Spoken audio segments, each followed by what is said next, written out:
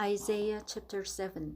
When Ahaz son of Jotham, the son of Uzziah, was king of Judah, King Rezin of Aram and Pekah son of Remaliah, king of Israel, marched up to fight against Jerusalem, but they could not overpower it. Now the house of David was told, Aram has allied itself with Ephraim. So the heart of Ahaz and his people were shaken as the trees of the forest are shaken by the wind.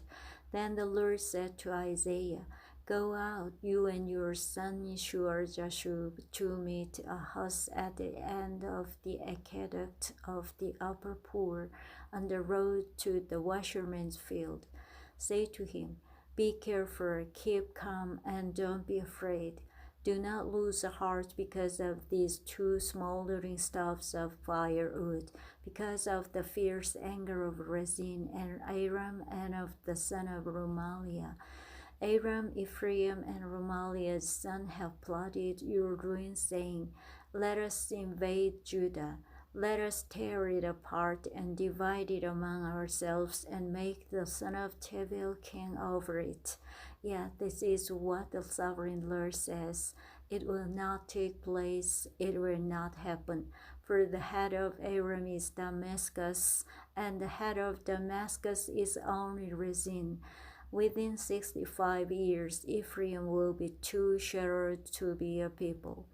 The head of Ephraim is Samaria, and the head of Samaria is only Remaliah's son. If you do not stand firm in your faith, you will not stand at all. Again, the Lord spoke to Ahaz. Ask the Lord your God for a sign, whether in the deepest depth or in the highest height. But Ahaz said, I will not ask, I will not put the Lord to the test. Then Isaiah said, Hear now, you house of David. Is it not enough to try the patience of man? Will you try the patience of my God also?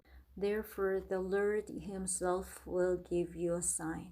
The virgin will be with child and will give birth to a son, and will call him Emmanuel. He will eat curds and honey when he knows enough to reject the wrong and choose the right. But before the boy knows enough to reject the wrong and choose the right, the land of the two kings you dread will be laid waste. The Lord will bring a new and a newer people, and on the house of your father a time unlike any since Ephraim broke away from Judah. He will bring the king of Assyria. In that day the Lord will whistle for flies from the distant streams of Egypt, and for bees from the land of Assyria. They will come and settle in the steep ravines and in the crevices in the rocks, on all the thorn bushes and at all the water holes. In that day the Lord will use a razor hired from beyond the river, the king of Assyria, to shave your head and the hair of your legs, and to take off your beards also. In that day a man will keep alive a young cow and 2 goats, and because of the abundance of the milk they give, he will have curds to eat. All who remain in the land will eat curds and honey.